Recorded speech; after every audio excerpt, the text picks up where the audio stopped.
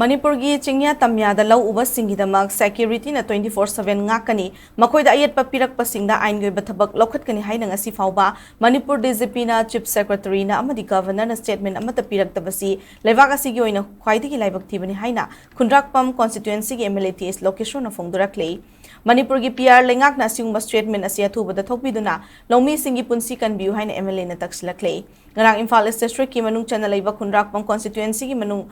Manung Chanba Chanung Lokonda Low Suringaida Chingdegi Nongmai Kapsil Lakibagi Matang the Pen the Bafongdoklatuna MLA na Makhatara Duna Low Uba Lomida Nongmai Kablakpa Matamda Kablakliba Mafam Aduda anti-social elements in Labora Haina Kudak the search operation at Chingmatabak Paikatlu Natrabadi PR Lengak Labigi Wahan Tok Labra Haina Hanke Chingamadi Tamda Low Uribamio sing na ayat upon Pibiyaro Haina Lengak Asina Fong na Hayaningi Narang Sanung the Nongmai Kapa Todo Ado Mafam Aduda Tokibadi Oiram Dabadi Yai Adubu Nongmai Makol Mipung Kudingmak na tanaribani Nongmai Makol Tokliba Mafamaduda security na kudak the Changshinuna Yingsinbagi Mahuta free the Tabagum Uhalibasi Ham na Laibak Thibani Chingdana Karamba rule Amadi Tampakta na Karamba rule Tamlibano Haina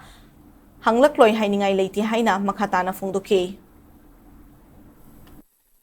Center da BJP na lead tawraga salai government ba si mamang previous government su BJP na salari mina adu na tabda adu tawraga ni fu kani ada kani adu tawni ada taw habi mahuta hawji hang ma ya dana lei ba hawji no mai ka tan khota tawna je honorable MLA sing BJP honorable MLA sing da magi higher authority da Amit Shah ji da prime minister Modi ji da amasu magi president da JP Nanda ji da haidana khota da hawji am taw udabase masi ju Laibak Thibani ne masi taw lo da na si ju kodak ta smana to e galakadi atai da langang na ba sangna ba hunna ba adugi mahuta mina du hara chengdo sing taw mahuta sumba da di khut tham amma taw de masi thubim da tharagadi paja miyam na hena no ai ba phawgani aju minaka akhoi je Laibak si sim je hawji Laibak ngai se Marui di akoi email Congress manga hakani asubra nga wi no ta du to da harakani aduga nga sai kare suma torop matum di BJP honorable members na numai authority state president kaina suma amada statement pi ban la taga madu